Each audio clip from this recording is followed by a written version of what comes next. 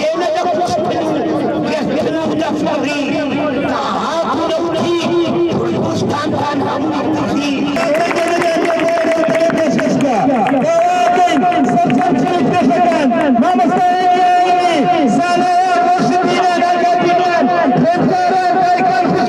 هاوڵاتی فەقیرە ئەی خاوەنی ئەم باڵەخانانە کێیە؟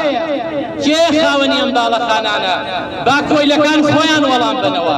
لەڕاستیا کەسی سیاسی و سیاسەتمەدار لەبەر خزمەت نایپەرژێتە سەر تجارەت و بازرگانی، بەڵام داخەکەم سیاسەتمەدار و کاربەدەستەکانی ئێمە ئێستا دەوڵەمەندترین چین و توێژی ئەم وڵاتن.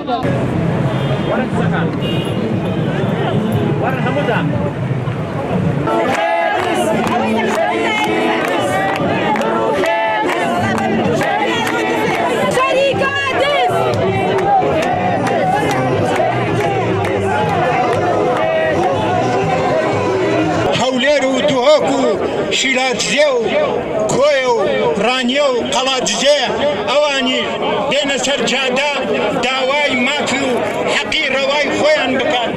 ئێمە وەکو کەسوکاری شەهیدانی حەقەی شوبات و ڕۆژانی دوایی